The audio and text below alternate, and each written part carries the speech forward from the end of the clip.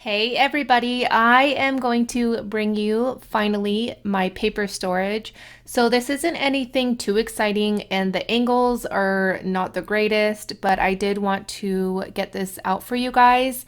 And I do apologize if I am making you sick. I had filmed probably about 10 videos in 1 or 2 day time span, and I wasn't really paying that much attention to great lighting, great angles, all of that sort of thing, which I probably should have.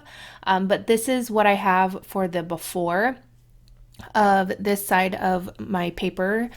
So I have two different areas where I store my paper. So these are from Michael's, and these are the cubes that you can get. I have had these for years. And I will have all of the storage bins and things that I'm going to show you in a few minutes listed down below in the description box so you guys can check it out if you are wanting any of the solutions that I have to show you guys for today. All right, I am now showing you my Calyx unit where I have more paper, and I also have like my watercolor paper here. In my other storage, I have colored cardstock, single sheets of paper, and then here is my less used single sheet paper, and then also my watercolor paper, mixed media paper, and then also my 12 by 12 paper packs and my A4 paper packs. And I'm just showing you that they're at the bottom of my Calyx unit. That way, I don't weigh down the top of my Calyx unit. Although it's screwed in to my wall, I still get really worried about it tipping over or something. You just never know with furniture and things like that. I hope that you guys are all doing well and staying healthy, staying safe. I have lots of videos on my channel if you need some inspiration or something to watch. All right, so I am going to get started. First things first, I did do a destash and I talk about it in every single one of these videos because I feel it is very important, and I don't know if anybody is just coming on just to see this video or if you are watching every single one of them. But if you are new to my channel, I hope you subscribe and hit that bell so you're notified every time that I upload a video. I would also love if you would leave me a comment down below letting me know how you store your pattern paper, if you have pattern paper or your colored cardstock. I didn't show my 6x6 paper because it's in my Rascog cart, which will be a separate video once I figure out everything else that I'm going to put in there. All right, so I am starting out with my kits. These are my Pink Fresh Studio and also my Cocoa Vanilla Studio paper packs, and I had shared these in my video where I talked about things that I wish that I didn't spend money on because I don't use them. Well, I'm not getting rid of them. I am going to store them in this bin here. These are from scrapbook.com. They are exclusive to scrapbook.com. And they are such good quality for the price. I could not believe it. The handle is amazing. It held 3 paper collections plus all of the embellishments, stickers, ephemera, all of that sort of thing. So it holds a lot. And this would be really great if you go to crops or retreats or anything like that and you need a quick thing to take out the door with you. I don't do any of that, but I could see people using these to take with them if they travel and craft. All right, so one more thing. In that bin there, it does have the little latch to hold it closed, and it also has a little compartment inside to where you can put ephemera or extra little pieces of paper or something. These are full. I haven't used any of the papers or much of them, but I did want to keep them all together, so I did add them to these clear plastic bags that I got off Amazon. I believe they are 13 by 14 inches, so they are really big and they definitely hold a lot of papers. I was just going through my papers and sorting them. If I didn't have too much papers, then, and if they were kind of random, I put them in one of the bags. And then if I had a lot of paper, like I do here, of peon designs and also Maja designs, I was on their design teams quite a few years ago, so I do have a lot of their papers.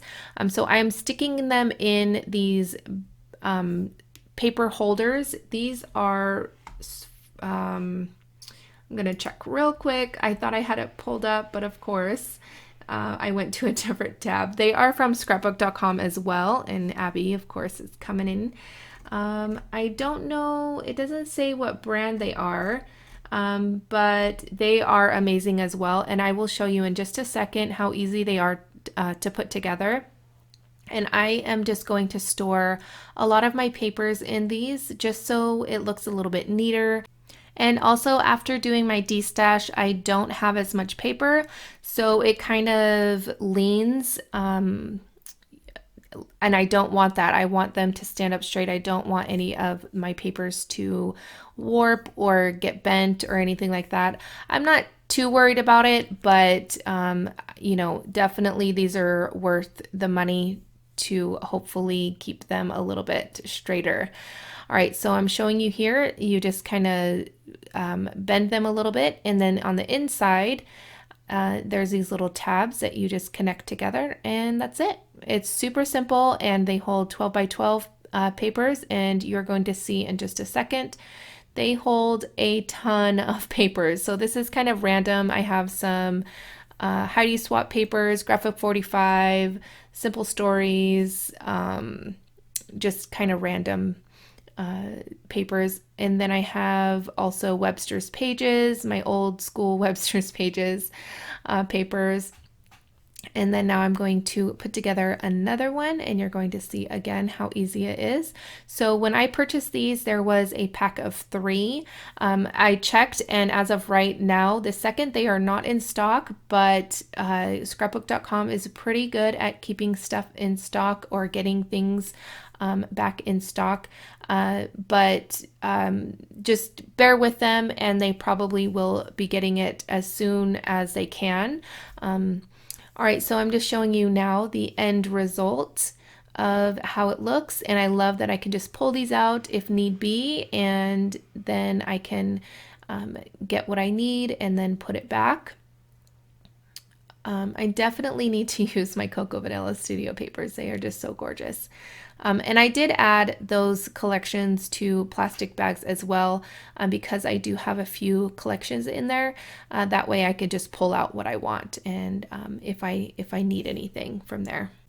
These 12 by 12 paper holders are great as well. As you could see, they hold a lot of paper, and these were definitely needed so that all of my paper stands upright and doesn't warp or get bent.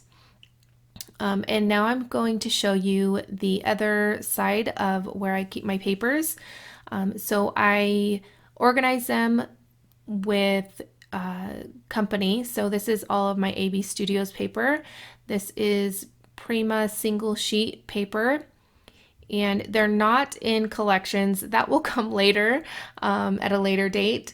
I definitely have a lot more to do in my room. But it's coming along. This is Blue Fern Studio paper, and here is some Dress My Craft paper and also Stamperia paper. I don't have much of that, so that's why those two companies are together.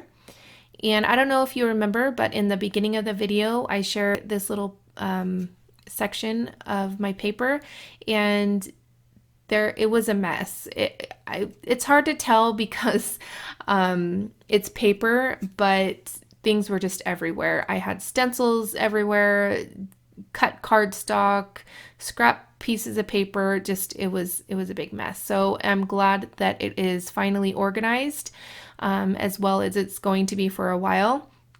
But here I have all of my Tonic Studio papers. all of the specialty papers.